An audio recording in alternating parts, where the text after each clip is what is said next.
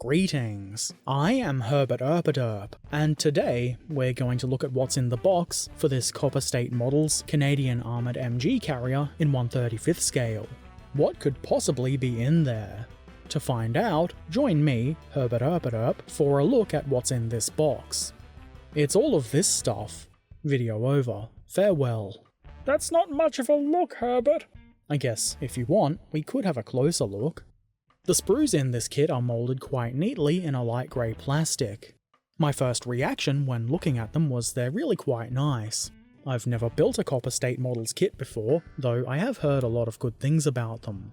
I've been into building a lot of World War I stuff lately, and this is yet another kit I've bought to feed that craving.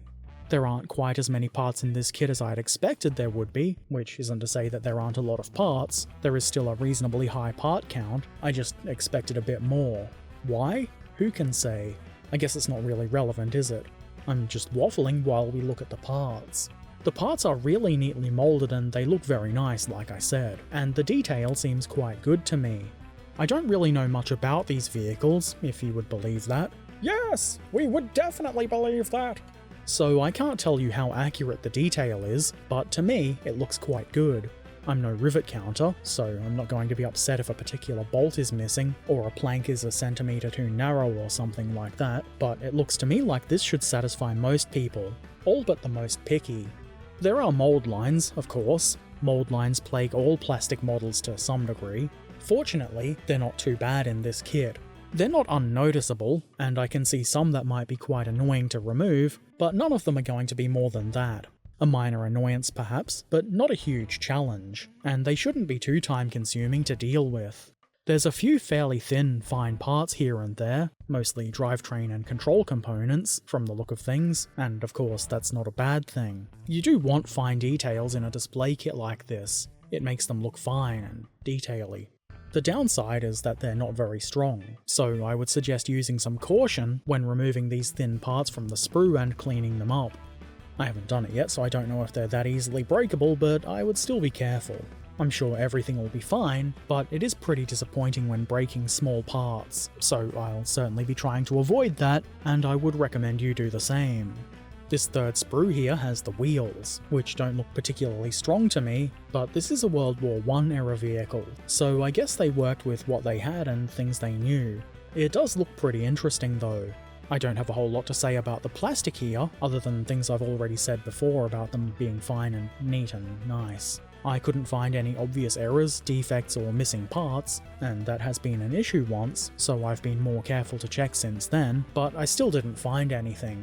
Anyway, everything seems to be fine with this kit. It looks to me like everything is going to go together nice and easy with a minimum of fuss, which I don't know about you, but that's the sort of thing I want.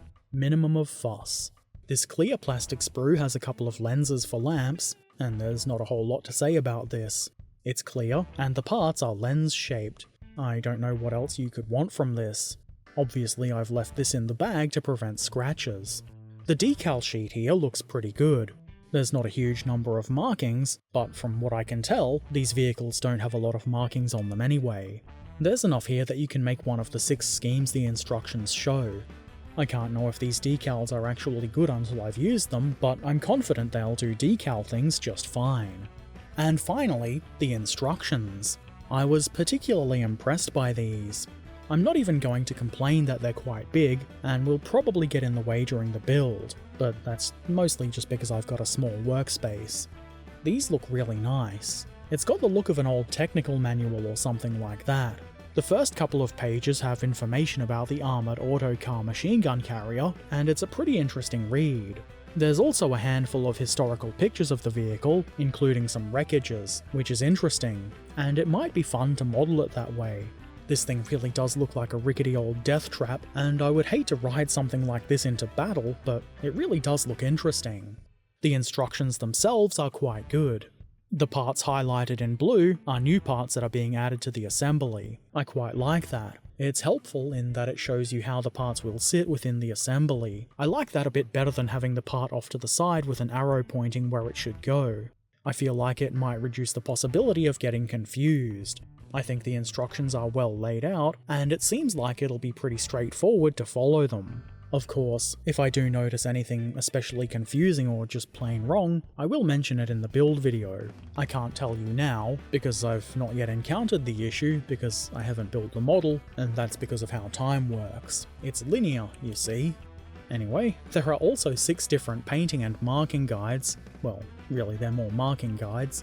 The paint looks to be identical on all variants, but there's still 6 of them, though some of them are for the same vehicle at different times, which is pretty cool. The last couple of pages are thanks and a logo and some company information. Very exciting. Okay, that's what's in the box. I'm pretty happy with what I've seen. This looks like it's going to be a really nice kit to put together, and I'm quite looking forward to it. Like I said earlier, it's the first Copper State Models kit that I've bought. I chose this one because it really is an interesting and pretty weird looking vehicle. That is the appeal of most World War I stuff to me, weirdness.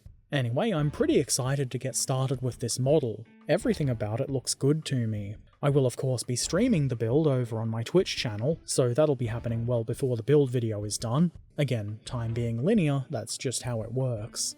I don't have an exact day planned to begin the build, but I will almost certainly be doing it on my morning streams. Anyway, if you want to see me build this live, go to twitch.tv/Herbert_Erpaderp or use the convenient link in the description. If you give me a follow, you'll be notified when I go live. There's also a schedule that will, at some point, be updated and let you know when I plan on working on this and various other things. There will also be notifications on Discord, so I would appreciate it if you dropped by.